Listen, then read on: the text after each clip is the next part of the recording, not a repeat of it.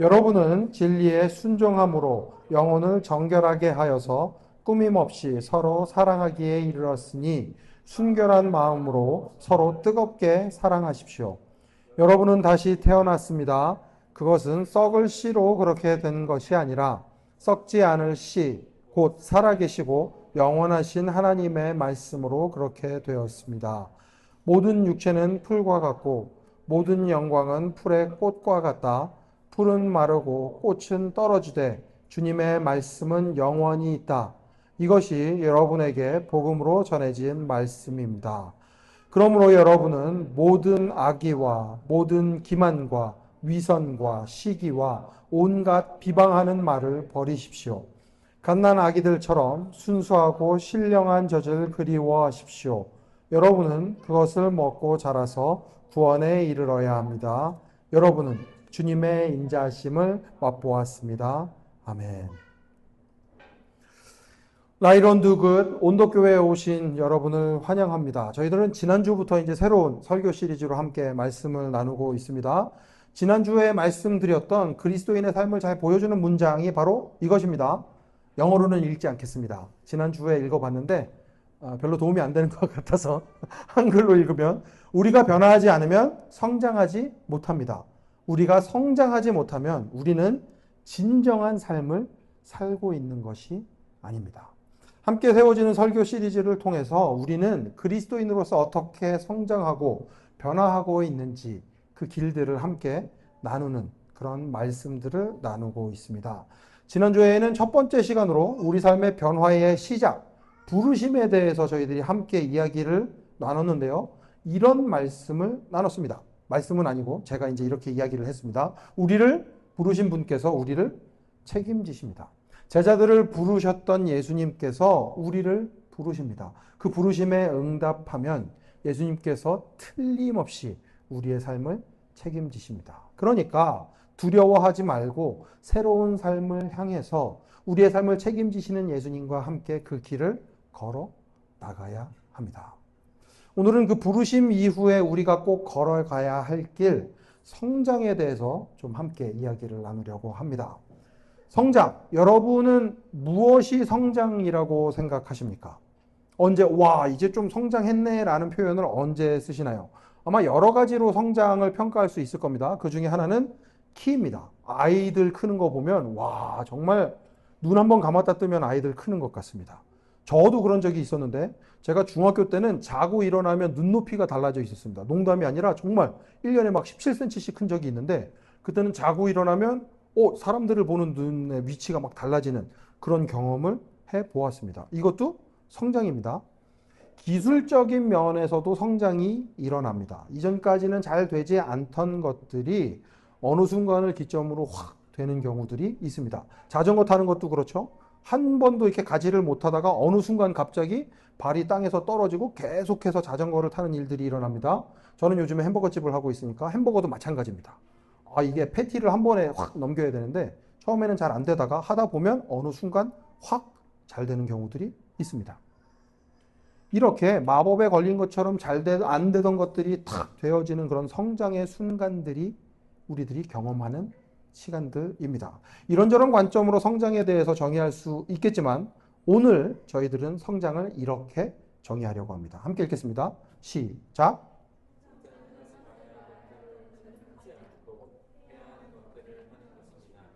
한번 잘 생각해 보십시오.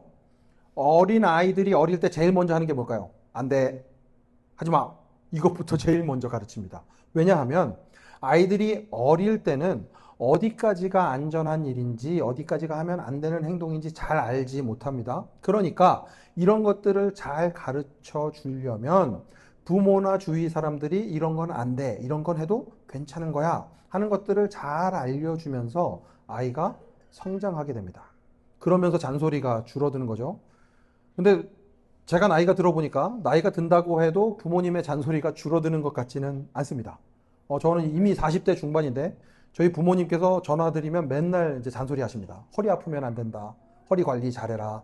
기침하면 안 된다. 목 관리 잘해라. 이 얘기를 40대 중반에도 듣게 될 줄은 몰랐습니다. 그러니까 저희 딸들은 희망이 없는 거죠. 제가 지금까지 듣고 있으면 니들도 앞으로 들을 거다. 뭐 이렇게 그냥 생각하면 되겠습니다.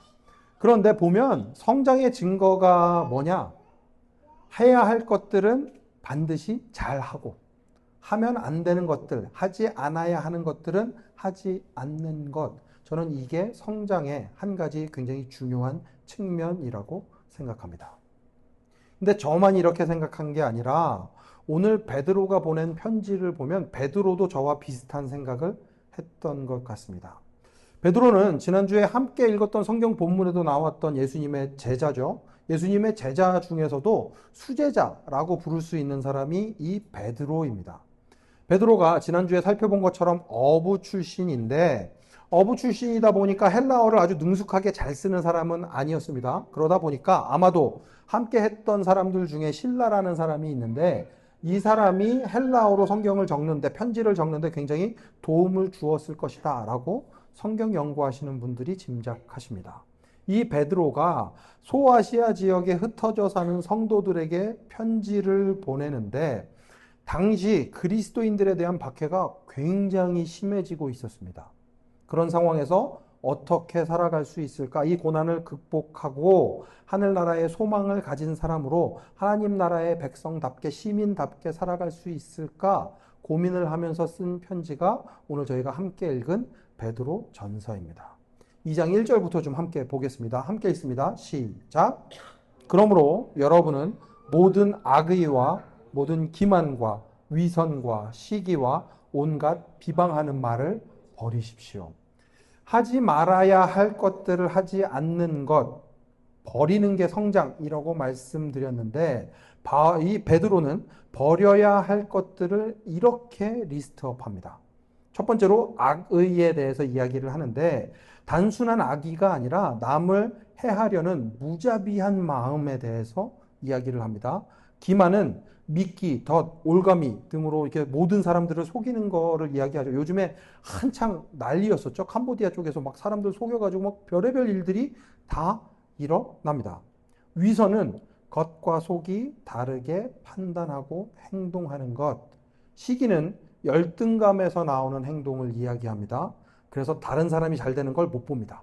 배가 아파서 어떻게든 그 사람을 끌어내려야 됩니다. 마지막으로 온갖 비방하는 말, 온갖 종류의 중상모략, 악담 이런 것들 하지 말아라 라고 이야기를 합니다. 그런데 살다 보면 이런 사람들 꼭 만납니다. 못된 사람들 무지하게 많습니다. 장사를 해보면서 더 확실하게 알았습니다. 악의를 가지고 사는 사람들이 있습니다. 못되게 구는 사람들이 있어요. 안타깝지만 힘든 일이지만 그게 현실입니다. 다른 사람들 속이면서 살아가는 사람들 뉴스 보면 매일 나오잖아요. 가게에 앉아 있다 보면 두말하는 사람들 너무 많습니다. 어떤 사람이랑 만날 때는 막 잘 봐달라고 막 이러다가 또 다른 사람 오면은 또 그 사람 앞에서 거드름 피는 모습을 보게 되는데 참 그래요. 참 안 보이면 좋을 텐데 그런 모습들이 자꾸 보입니다. 그런데 베드로는 여기에서 이렇게 말하는 사람들 만나지 말아라, 이렇게 만나는 사람들 버려라 라고 이야기하지 않습니다. 이렇게 나쁜 사람들 만나지 말아라고 말하지 않습니다. 누구에게 말하는가 하면 편지를 읽는 사람들에게 이런 것들을 버리라고 합니다. 그러면 여기에서 베드로가 말하는 건 다른 사람들이 그렇다가 아니라 누가 그렇다? 내가 그렇다. 이런 좋지 않은 특징들을 가지고 있는 사람이 누구인가? 나입니다. 조금만 좀 깊이 생각을 해보세요. 내가 다른 사람들을 속이려고 하는 사람이고 내가 바로 겉과 속이 다른 사람이고 내가 바로 열등감에 찌들어서 다른 사람들을 끌어내리려고 온갖 비방하는 말, 뒷말을 하는 사람이 바로 나입니다. 베드로는 그렇게 살아가는 사람들에게 당신들은 구원을 받았으니까 구원받은 사람답게 살아가야 합니다. 이런 악한 행동들을 버려야 합니다라고 이야기를 합니다. 구원받았으면 예수님 믿는 사람이면 그에 어울리는 삶을 살아라. 아주 강하게 이야기하는 거죠. 여러분들 성장하고 싶으시다면 더 나은 그리스도인이 되는 그 변화를 경험하고 싶으시다면 다른 사람에게 집중하면 안 됩니다. 왜 저 사람은 저러고 할까? 왜 저 사람은 저럴까? 고민하지 마십시오. 그 사람은 변하지 않습니다. 그렇게 살아갈 거예요. 그렇기 때문에 오히려 나에게 집중해서 혹시나 내가 이렇게 살아가고 있지는 않은지, 내가 다른 사람들에게 이렇게 좋지 않은 영향을 끼치며 살아가고 있지는 않은지, 나에게 집중하고 내가 하지 않아야 할 일들을 안 해야 합니다. 그 일들을 버려야 합니다. 그때 변화가 시작이 되는 거죠. 하지 말아야 할 것들에 대해서는 알아보았으니까 이제 어떤 것들을 해야 하는지 2장 2절에서 베드로가 이렇게 이야기합니다. 함께 읽습니다. 시작.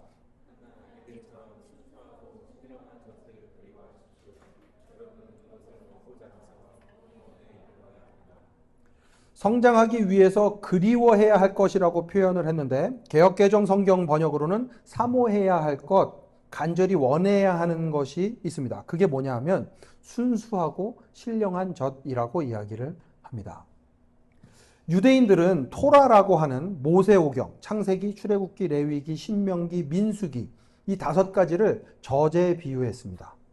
아이들이 젖을 먹으면서 영양분을 공급받듯이 모세오경, 토라를 읽으면서 그것을 영혼에 새겨서 영혼의 영양분으로 삼아야 좀 제대로 된 성장을 경험한다라고 믿었던 거죠. 비슷한 맥락에서 베드로가 살던 이 신약 시대에는 새로운 삶을 시작하는 이들의 신앙이 성장할 수 있도록 영향을 공급받아야 하는데 그게 무엇을 통해서 영향이 공급이 되어지는가? 그 말씀을 통해서 이것이 공급되어진다라고 이야기를 했습니다. 그리스도인이 성장하려면 순수하고 신령한 젖, 하나님의 말씀을 찾는 게 그것을 섭취하는 게 너무나도 필요하다는 것입니다. 이 젖을 먹고 자라면 뭐라고 얘기를 하는가 하면 구원에 이르러야 한다고, 구원에 이르게 된다고 이야기를 합니다. 이거를 좀 잘 아셔야 됩니다. 이게 마치 아직 구원을 얻지 못했는데 이렇게 살아야 구원을 얻을 수 있는 것처럼 들리실 수 있는데 그게 아닙니다. 예수님을 믿음으로 우리는 구원을 얻습니다. 그리스도인으로서 그렇게 해서 시작은 되었지만 하나님의 자녀로서의 삶이 시작되었지만 여전히 우리에게는 예수님을 닮아가야 하는, 변화해야 하는, 성장해야 하는 조금 어려운 신학적인 언어로 성화의 과정이 필요합니다. 예수님의 수준까지 그 길 거룩함을 닮아가는 성화라는 과정 가운데 우리가 살아가야 한다는 거죠. 그래야 예수님을 온전히 닮아가게 되어진다. 그것을 베드로는 구원에 이를 수 있다라고 표현을 하는 것입니다. 그래서 다음 구절에서 이렇게 맺습니다. 여러분은 주님의 인자하심을 맛보았습니다. 여러분은 예수 그리스도를 믿어 구원을 받음으로 그 사랑을, 인자하심을, 그 은혜를 맛보았으니 그 은혜에 어울리는 삶을 살기 위해서 성장해야 합니다. 성장할 수 있도록 신령한 젖을 사모하십시오. 하나님의 말씀을 사모하십시오. 갓난아이가 젖을 찾는 것처럼 그렇게 간절하게 하나님의 말씀을 찾아야 합니다. 베드로가 성장하기 위해 필요한 비결을 이야기해 주는 거죠. 여러분들은 말씀을 가까이 하고 있으십니까? 그런데 여기에서 한 가지 짚고 넘어가야 하는 것이 있습니다. 순수하고 신령한 젖을 그리워하는 삶, 말씀을 그리워하는 삶은 어떤 삶일까요? 주일날 교회에 와서 열심히 말씀 듣는 거, 맞죠? 맞습니다. 평소에 말씀을 가까이 하고 매일 말씀 읽고 묵상하고 성경 공부 열심히 하는 것, 매일 아침에 새벽 묵상 듣는 거, 맞죠? 맞습니다. 그런데 한국 교회만큼 이 일들을 잘하는 교회가 많지 않습니다. 전 세계적으로 많지 않습니다. 모여서 말씀을 듣고 배우는데 굉장히 열심히 합니다. 매일 새벽 기도하는, 전 세계적으로 봐도 매일 새벽 기도하는 데는 거의 없어요. 거의 없어요. 수요 예배 모이죠. 금요 철야 예배 있죠. 소그룹 모임 있죠. 제자 훈련을 포함해서 성경 공부들 엄청 많죠. 한국 교회는 말씀이 부족해 보이지 않습니다. 심지어 요즘에는 유튜브 켜기만 하면 언제든지 원하는 목사님의 말씀을 들을 수 있는 그런 시대가 되었습니다. 그러면 말씀을 더 사모하지 않아도, 그리워하지 않아도 될 만큼 수없이 많은 말씀에 노출되어져 있는 한국의 그리스도인들은 성장을 했는가? 이 부분에 대해서는 아주 시원하게 대답을 하기가 참 어렵습니다. 말씀을 듣는 사람들은 많은데, 말씀을 아는 사람들은 많은데, 그것을 삶으로 살아내는 사람들은 많지 않아 보입니다. 진짜 말씀을 그리워하는 사람, 말씀을 사모하는 사람은 말씀대로 사는 사람입니다. 왜냐하면 진정한 삶은 삶으로 완성되기 때문에 그렇습니다. 나는 말씀을 너무 열심히 듣는데도 변화가 없어요. 성장이 없어요. 성경 공부를 아무리 해도 우리 남편이 변하지 않아요. 우리 와이프가 변하지 않아요. 제 동생이 변하지 않아요. 아니요. 그게 아니라 왜 그런가 하면 듣는 게 중요하지 않기 때문에 그렇습니다. 아는 것들이 삶으로 드러나야 하는데 이 과정이 끊어져 버리면 성장이 일어나지 않습니다. 하나를 알아도 제대로 하는 게 훨씬 더 중요합니다. 많이 알 필요 없어요. 하나만 아는데 정확하게 아는 게 중요합니다. 신령한 젖을 사모하는 것은 그냥 듣기만 하면, 읽기만 하면, 배우기만 하면 되는 것이 아니라 삶으로 살아내는 것을 말하고 있습니다. 삶으로 살아내서 말씀을 알아가야 합니다. 깨달아야 합니다. 말씀을 살아낼 때 진정한 성장이 일어나기 때문에 그렇습니다. 와, 이게 진짜구나. 살아보니까 되는구나. 살아보니 이런 일들이 벌어지는구나. 그렇게 한 가지를 깨닫게 되면 그 다음에 또 다른 깨달음이 찾아오는 거죠. 이게 말씀을 사모하는 겁니다. 이래야 재미있어요. 아무리 말로만 배워봐야 소용이 없습니다. 재미가 없습니다. 백문이 불여일견이라고 이야기하죠. 보는 것으로 충분하지 않습니다. 직접 경험하는 것을 이길 수가 없거든요. 그러니까 직접 해봐야 합니다. 살아내 봐야 합니다. 그때 여러분의 삶이 성장하게 되어 있습니다. 그때 여러분이 완전히 다른 삶을 살아가게 됩니다. 여러분의 삶이, 말씀이, 살아있는 말씀이 되는 것입니다. 그러면 이렇게 성장해서 도대체 뭘 하려는 건가? 버려야 할 것들 버리고 해야 할 것을 잘 하면서 말씀을 그냥 살아내면서 열심히 살아가면 우리의 삶이 어떻게 변화되는가? 베드로는 이렇게 이야기해 줍니다. 베드로전서 1장입니다. 1장 22절에서 이렇게 이야기합니다. 여러분은 진리에 순종함으로 영혼을 정결하게 하여서 꾸밈없이 서로 사랑하기에 이르렀으니 순결한 마음으로 서로 뜨겁게 사랑하십시오. 이렇게 성장하게 되면 여러분은 진정한 사랑을 경험하게 될 것입니다. 시작할 때 베드로가 편지를 쓰던 당시 상황이 어땠는지 말씀드렸었습니다. 예수님을 믿는다는 것만으로 목숨이 위험해지는 경제적인 손실이 생기는 그런 시기였습니다. 그런데 그 예수님을 믿는 이들은 진리에 순종함으로 말씀을 듣고 말씀대로 살아내면서 어떤 일이 벌어지는가? 영혼이 정결하게 되면서 꾸밈없이 서로 사랑하게 되는 거죠. 진정한 사랑을 찾는 분들 있으신가요?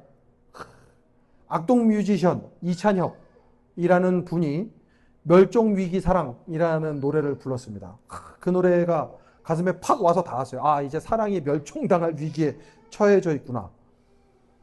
그만큼 사랑하는 사람들이 없다는 이야기겠죠. 이렇게 사랑이 멸종되어지는 상황 가운데에서 그 사랑을 널리 퍼뜨릴 수 있는 사람이 있다고 하면, 그 가능성을 가지고 있는 사람이 있다고 하면 그것은 여러분밖에는 없습니다.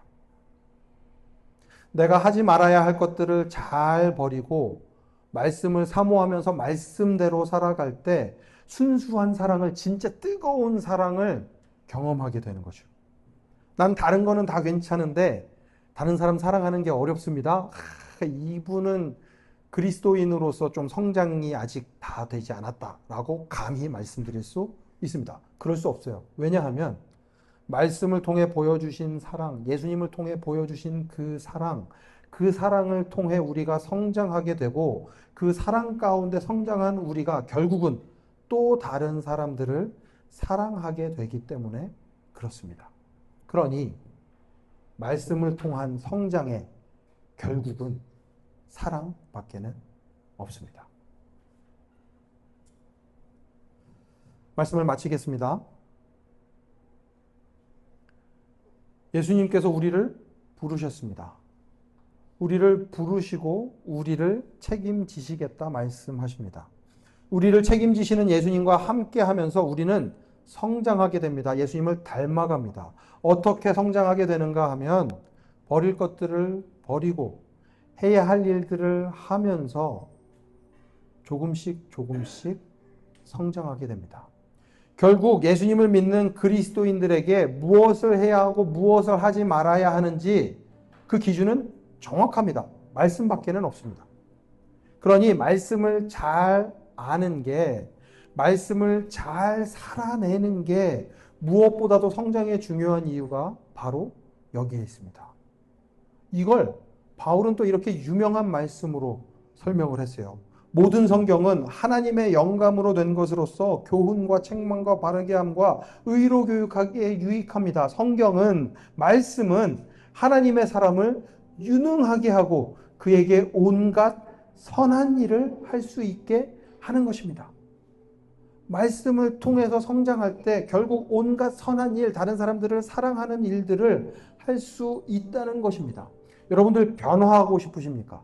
성장하고 싶으십니까? 이전과는 좀 다른 삶을 살고 싶으십니까? 어제와는 다른 오늘, 오늘과는 다른 내일을 살아내고 싶으시다면, 더 나은 사람이 되고 싶으시다면 말씀을 가까이 해야 합니다. 말씀을 가까이 하고 하나씩만 실천해 보십시오. 알았으니까 됐다. 설교 들었으니까 됐다. 아니요. 거기서 멈추는 게 아니라 진정한 삶을 삶으로 살아내므로 이게 정말 어떤 의미인지 이렇게 살아가면서 느껴보셔야 돼요. 그러면 하나님께서 여러분을 통해 놀라운 일들을 행하실 것입니다. 이게 제 이야기가 아니라 시편 1편을 통해서 하나님께서 이미 약속하신 것입니다. 시편 1편 함께 읽습니다. 시작. 복 있는 사람은 악인들의 꾀를 따르지 아니하며 죄인들의 길에 서지 아니하며 오만한 자들의 자리에 앉지 아니하고 오직 여호와의 율법을 즐거워하여 그의 율법을 주야로 묵상하는 자로다. 그는 시냇가에 심은 나무가 철을 따라 열매를 맺으며 그 잎사귀가 마르지 아니함 같으니 그가 하는 모든 일이 다 형통하리로다. 오늘 베드로가 했던 복 있는 사람이 되는 비결, 그게 뭐였나 하면 하지 말아야 할 것들 하지 않는 것, 그리고 해야 할 일들을 하는 것이었습니다. 시편 1편에서도 그대로 반복되고 있죠.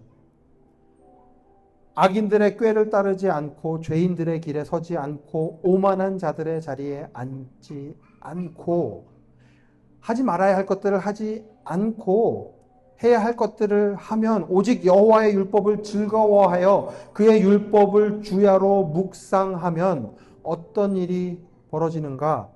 시냇가에 심은 나무가 철을 따라 열매를 맺고 잎사귀가 마르지 아니함 같은 일이 벌어지는데 하는 모든 일이 형통하게 될 것입니다. 여러분의 삶이 형통하게 될 것입니다. 여러분의 삶이 형통하게 되므로 여러분만 잘 먹고 잘 사는 게 아니라 여러분 주위에 있는 사람들이 그 열매를 먹고 그 풍성함을 나누며 살아가게 될 것입니다. 그러니 오늘 성장하기로 선택하십시오. 안타깝게도 성장은 쉬운 일이 아닙니다. 고통이 따르는 길입니다. 말씀대로 사는 것 쉬울 거라고 절대로 생각하지 마십시오. 하지만 그 어려운 일을 해냈을 때 세상은 여러분을 통해 하나님의 사랑을 경험하게 될 것입니다.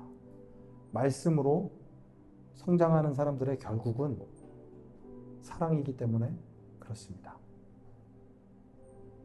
여러분의 삶이 다른 사람들의 삶을 비춰주는 등불이 되기를, 그 놀라운 삶을 살아가기 위해 오늘도 성장하기 위해 애쓰는 복된 여러분의 삶이 되시기를 간절히 축원합니다.